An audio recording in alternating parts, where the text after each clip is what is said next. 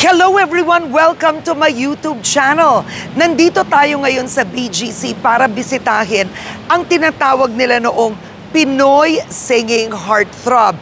It's been so many years. Kamustahin natin si Mark Bautista.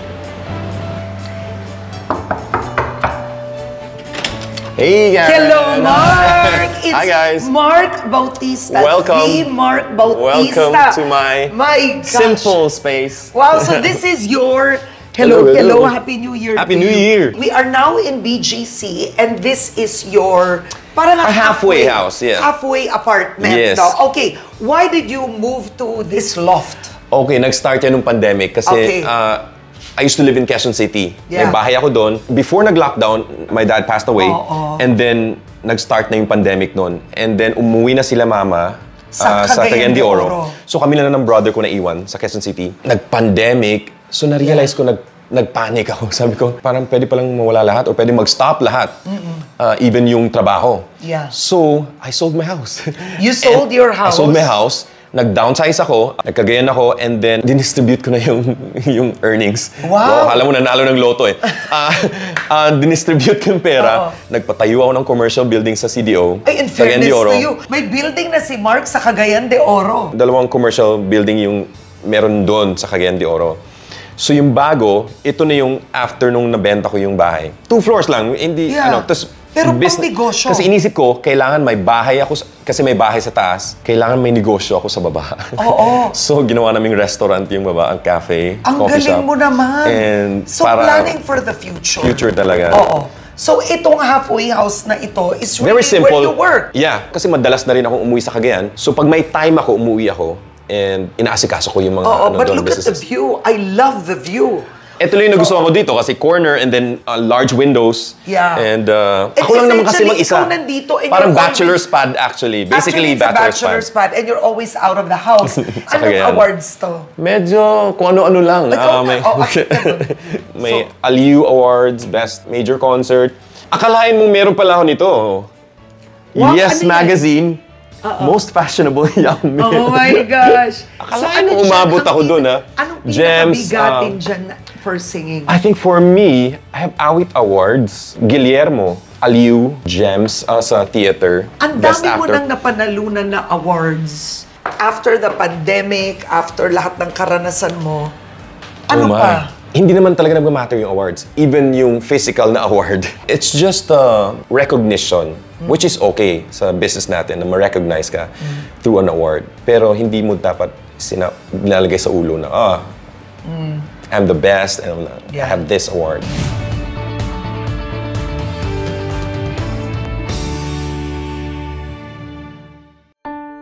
Actually, hindi ko in-expect na ito yung magiging journey ko, na magiging part to sa aking buhay sa showbiz, na mag-share na my whole being. Nag-umpisa ako super walang kamuwang-muwang from the province of Cagayan de Oro, sumakay ng cargo ship dahil nga walang pamasahe. Totoo yun, maraming nagsasabi na parang imposible namang wala kang pamasahe, walang pera yung family mo. Pero that time, wala talagang pera yung family namin. I mean, nawala ng trabaho yung papa ko kasi seaman yung papa ko. And mama ko, may mga retail business. Yung parang... Mga nagbebenta. Benta ng... Kung ano-ano, yeah. So pag wala naman, walang kita, wala rin. So parang ganon. And nagkautang-utang na kami. And may point pa na... Kumbaga, nagdaan kayo sa hirap. Dumaan talaga sa hirap. Although, nag-aral ako sa isang private school, ganyan. Pero talagang dinaanan namin yung talagang... Ako na yung nahihiya na parang may naniningil sa bahay namin. Parang... So, nagtatago na lang kami sa bahay para kunyari walang tao. Nung nalaman ko na may singing competition, yung Star for Night dati, yung friend ko nagsabi na, Mark, sumali ka dyan, ganyan. Well, never ako sumasali ng singing contest kasi mahihain ako. So, sabi ko, baka ito na yung way para makatulong sa family ko. Pero hindi naman ako sure na mananalo. Pero baka ito yung, kung manalo ako, why not? At least, tinry ko. Sumali ako, nag-audition ako, sabi ko, si Regine Velasquez naman yung host. So, confident ako na maganda tong show na to. So nag-audition ako, sumakay ako ng cargo ship kasi yung mama ko may kakilala siyang kapitan sa barko. Sumakay ako kasama yung brother ko, yung kanina. Ilang oras sa biyahe? 2.5 days yata. Aabangan mo lang talaga yung sunrise, sunset, tapos sa double deck sa labas, doon ka natutulog. Wala akong reklamo kasi yung goal ko is makarating sa gusto kong puntahan. And yung goal ko is talagang makasali sa competition. Sumali ka? Sumali ako ng competition, nag-audition ako, and then nanalo ako sa weekly, and then monthly, and then grand finals. Doon na ako natalo. Si Sarah na yung nanalo. Wow! Isipin nyo yun, First di nyo runner-up ako. namatandaan. Kabatch ni Sarah Geronimo. Nung nanalo kang weekly, magkano premyo? 50,000. Weekly, anong ginawa Monthly, 100,000. Nag-tie pa kami, so 100,000. So, yung una mo, 50,000, anong ginawa mo sa pera, no? Binigay ko agad sa mama Sa ko. nanay. Anong Kasi ginawa niya? binayad na namin sa Mga utang. Wow! Ang goal ko talaga is makatulong sa family. Kasi Of naawan course. ako sa mama ko. 5 kami magkakapatid. Panganay ka ba? Third, middle child. Pero ikaw lang kumakanta. Ako yung kumakanta, pero brother ko kumakanta, sister ko kumakanta sa choir, gano'n. Gaano kalaki ang binago ng buhay nyo? Bumili ba ng sasakyan? No, hindi kami bumili na. Although ako ang unang bumili ng sasakyan kasi kailangan ko. Kasi nung nag-teleserye kami ni Sarah, sumasabay ako sa crew. Pag umuwi, inaantay ko sila matapos kasi kailangan kaming sumabay. Ganun yung... So sabi ng handler ko, Mark, bumili ka na ng kotse. Artista ka na eh. So bumili ako. First car ko, CRV, Nax. Nice, okay. And then, pero yung mga magulang mo sa probinsya, ano nagbago doon? Super nabago from nung nag-umpisa pala, nung hindi pa ako nag-showbiz. Yung bunso namin napaaral ko and slowly na-improve yung lifestyle ng pamilya na pa-renovate yung bahay ng konti, napalagyan ko ng gate. Kumbaga, masasabi natin, breadwinner ka. Yeah, I think Alam mo, so. ang laking bagay nun. Matinee idol ka rin nun, ha? Yeah. Ikaw yung mga singers na kapag kumakanta, kinikilig ang mga babae.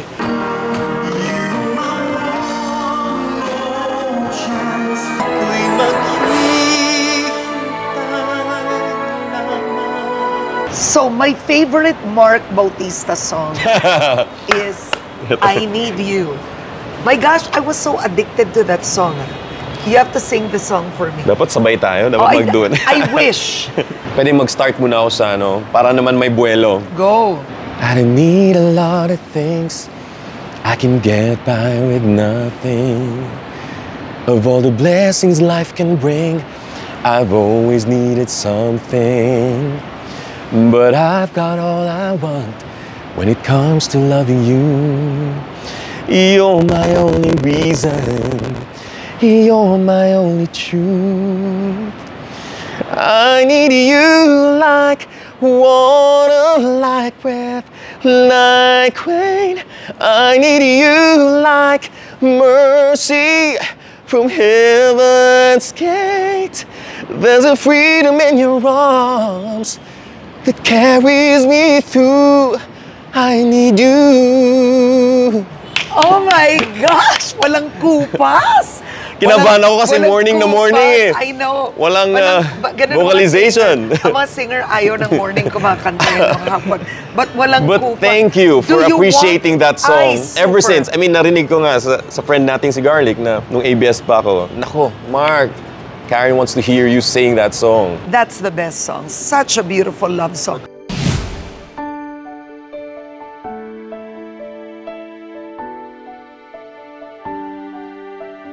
You were extremely courageous na 7 years ago, nag-out ka sa isang libro. Yeah. Ba't mo ginawa yun? Actually, yung sinulat ko, hindi pa exact na I'm gay. Sinabi ko sa book was I'm bisexual. Kasi hindi ko rin talaga, kasi open-ended yung libro eh. Kasi open pa rin ako to fall in love with a girl. Kasi gusto ko talaga magka-family. Gusto ko magka-anak and all that. I'm still open to it na kung may babae na tatanggapin ako and all that. I think I'm still open. Kung ma-fall ako or ma-in love ako sa isang babae, wala akong problema. I mean, But have you ever Open ako. fallen in love with a woman? not yet. Even with now, currently, with a man, wala pa. Na super same feeling nung naramdaman ko. Wow. Wala pa. I don't know, for some reason. You know, talking, this is courage. This is boldness. Ano ang reaksyon ng mga magulang mo when you wrote it in the book? Nagulat sila kasi dun lang nila nalaman nung pagkadating ko and nung sinabi ko na mag-release nga ako ng ganon. Si mama naman, I think may mother's instinct ba ang tawag doon? Or na parang sinabi niya, nilapitan niya ako sa bed, tumabi siya sa akin. Sabi niya, it's okay, whatever happens, I still love you. Anak pa rin kita, ganyan. Kami sa family, hindi man kami I love you or something, ganun. But doon ko talaga in-express na thank you, ma, and I love you. And ang tatay mo? That time, si Papa naman walang problema talaga. Doon naman ako maswerte sa family, sa parents ko kasi never silang nagtanong, never silang nag-question, never silang nag-judge. Madali sa kanilang tanggapin. Sinabi mo noon, nung nag-out ka, may mga hindi kumuha sa'yo. It affected some projects. Yeah. Do you regret first coming out? No, actually. Kasi nung first, nung lumabas yung news, sabi ko, oh my God, ang dami palang ganitong reaksyon. Sabi ko, dapat ba hindi ko na tinloy and all that? Pero ngayon, masasabi ko, it's the best decision na nagawa ko. Sobrang iba ang pakiramdam. No regrets, no regrets. And at some point, yung unang shock, would you say after a few years, nalampasan na rin? I think so. I think so. Sa awa ng Diyos, I mean, I'm still thankful na nalagpasan ko yung phase ng buhay ko na yun. Now, masasabi ko talagang, even with my friends, sobrang we can just talk about anything under the sun. Magjo-joke-joke na kami, wala nang pretension. So, meron bang nangyari sa buhay mo para gawin mo yun na mag-decide ka, nagdesisyon ka mag-out? Kaya ako sinasabi yung Seattle, Washington na time was very pivotal for me kasi muntik na ako mamatay din. Nanginginig pa at naluluha si Mark Bautista na balot ng takot ang Kapuso singer nang masaksihan niya ang isang malagim na pangyayari. Well, may shootout Nagkaroon ng shootout. Nasa harap Anong ko yung year to? 2017. Okay. So sumakay kami ng Uber kasama yung mami kasama sa show. Yung nasa harap namin na kotse, huminto. So kami yung kasunod, huminto rin kami. Lumabas sa sunroof yung shooter. May dalawang baril. Nagpaulan lang siya talaga. Nasa harap ako eh. And yung mami ng kasamahan ko, nagdadasal na, super dasal na, Lord, please, make a save, ganyan. Nakakatawa, kinokontract ko yung katawan ko kasi feeling ko baka less ang impact sa akin. Ready na ako eh, kung ano yung baril na tatama sa akin. This near-death experience, what did you realize? Ang dami. After surviving that? Ang dami. Na-realize ko na parang in an instant pwede kang mawala sa mundo. And swerte ka na lang kung hindi mo pa time. Kaya make the most of everything while you're here on earth. And then, kasalukuyan kong sinusulat yung mga draft ko nung libro. I don't know, for me, sabi ko baka ito yung sign na talagang gawin ko to. Nagkatagpi-tagpi na lahat. Na parang it was so smooth, even yung pagtapos ng book. Baka may basbas din. I don't know, may reason din kung bakit nangyari to lahat or something. May message ba na pinaparating sa akin si Lord or something na just live your life.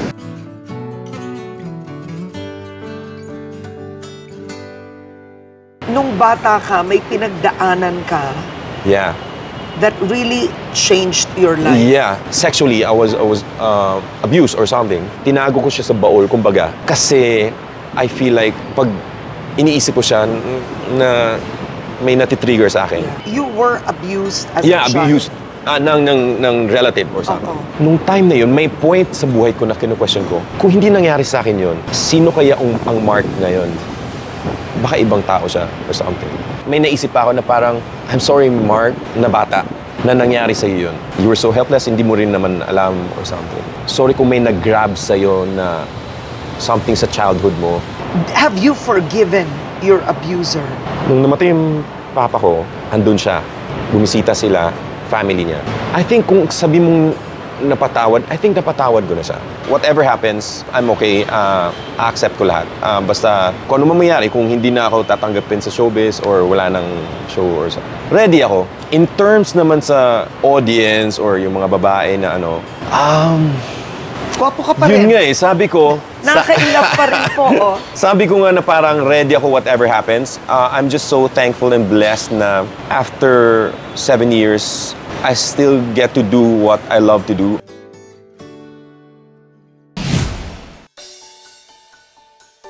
Alam mo, Miss Karen, talagang Nag-e-enjoy ako sa Cagayan de Oro kasi dun talaga yung home ko. Oo. Pero iba yung feeling pag andito ako sa BGC. Mas, Oo, ang sarap rin no? So, naglalakad ka talaga everywhere? Pag sobrang layo, hindi kailangan magkukotse ako. Pero pag kaya kong maglakad, naglalakad ako dito. Alam mo, alam natin ang showbiz hindi pang habang buhay. So may mga investments ka nang nagawa. Oh yeah, nung nag-umpisa ako, nag-purchase na ako ng isang commercial lot. Ngayon, ginagawa ko siyang commercial space. Pinarent ko siya. Oo, saan to? Sa Cagayan de Oro. Okay, nandun ang then, coffee shop mo. Hindi Iba pa. pa yun. Nung pandemic, doon ko na pinatayo yung bagong parang commercial building. Oo. Hindi naman super ganito, but Yeah. commercial building na may bahay nga sa taas. Oo. Na pag umuwi ako, doon ako magstay. Yeah, And then yung business, so yung name ng coffee shop is Hulak, parang Bisaya term, Hulak. And first concept, si Mama gusto niya ng convenience store or something. Hanggang sa nag-end kami sa isang coffee shop na concept. So yun na lang, restaurant. For the whole family, yung sister ko nag-manage, and then yung brother ko, nandito ngayon, siya yung nagbe-bake ng mga, kasi nag-culinary siya. So siya yung nagbe-bake ng mga pastries, Yeah. And natutuwa ka sa coffee shop na ito. Oh yeah, nag-enjoy ako kasi natutuwa ako kasi si Mama sobrang meron siya pinagkakaabalahan na project, and hindi siya yung nagsa-standby lang sa bahay. Nangangarap ka pa ba na one day mag-aasawa ka, Actually, na-realize ko, or you can adopt it. pwede. Kung ano may ibibigay sa akin ni Lord. Ngayon kasi na-realize ko na parang saksong tatanda ako, sino may iiwan dito saan ko ibibigay yung pinaghirapan ko or something, or sino mag-aalaga sa akin. Basically, naisip ko rin na dapat siguro may kasama ko or may anak or something. So, tambayan niya to. So, si Mark, umiikot-ikot sa BGC, experimenting coffee, right? Yeah. So, you like to go here? Kasi siguro, nung nag-start ako na nagkaroon ng coffee business, parang gusto ko rin ma-expose sa ibang mga coffee shop dito. And actually, ang laking negosyo ng coffee because ang laki ng markup ng kape. I think so. Libre daw yung kape? So, talaga? Yes, po. We're giving free Americano. Oh my God, guys, pumunta kayo dito. Oh, nagbibigay ng talaga? Yes, po. For 10 years of anniversary, we're giving free Americano air po for each po. For 100 customers. So, dapat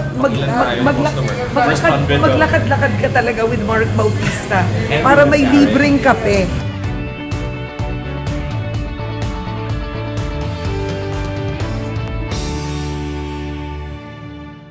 The future is bright.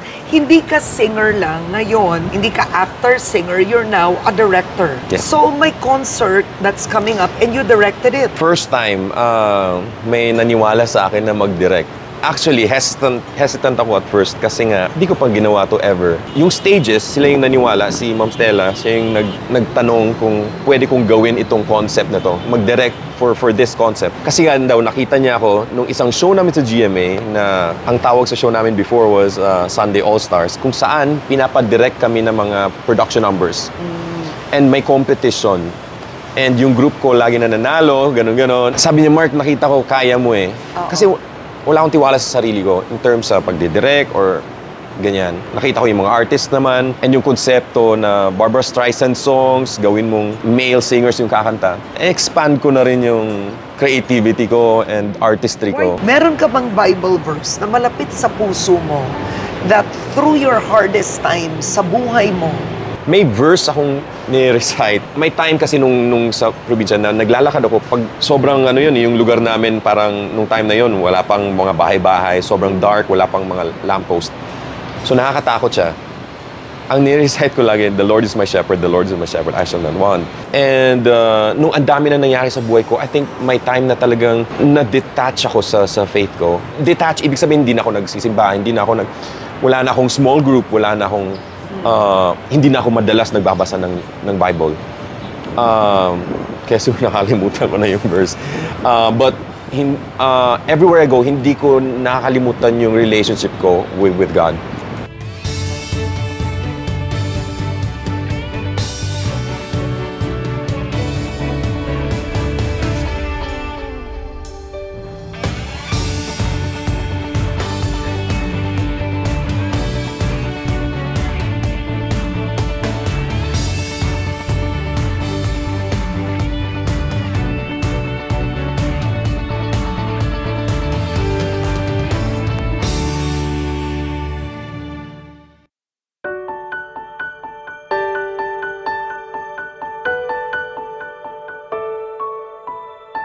Thank